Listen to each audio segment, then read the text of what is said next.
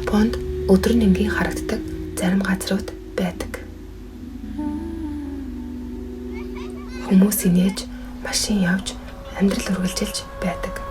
Харин шөнө болоход японочууд өөрсдөө тэр газруудаар ганцаараа явахыг цээрлдэг. Энэ айц томгоос өссөн үү? Эсвэл үнэхээр бодит явдлууд дээр тулгуурласан уу? Сайн уу? Би Японд амьдардаг. Мөн энэ сувгаар Японы нууцлаг газрууд, сүнс савдаг, йокойтой холбоотой түүхүүдийг бодит газар, бодит итгэл үнэмшилтэй хамт ярьж өгнө. Өнөөдөр бид Японы нууцлаг газрууд, домгүй, бодитоо гэдгийг анх удаа хамтдаа задлаад үзье. Японд айц гэдэг заавал сүнс харагдсанаар эхэлдэггүй.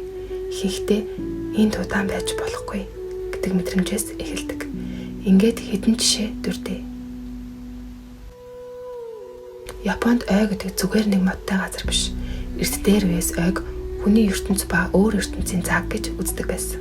Тиймээс зарим ойд шүн төрсэн хүмүүс зам бол чадаагүй, эсвэл огт эргэж ирээгүй гэсэн яриа одоо ч байдаг.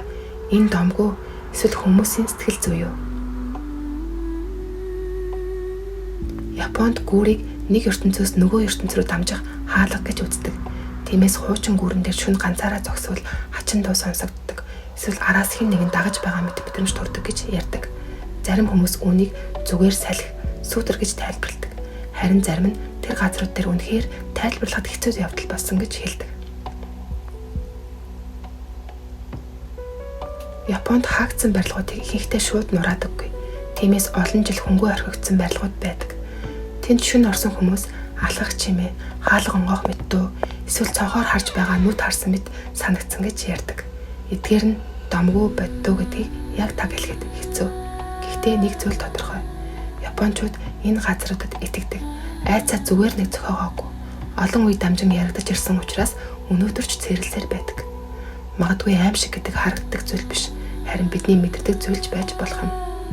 Харин дараагийн бичлэгт би Японд үнэхээр нэртэй олон хүний айцыг төрүүлдэг нэг нууцлаг газрыг яг домог бодит баримттай дэлгэрэнгүй ярьж өгнө.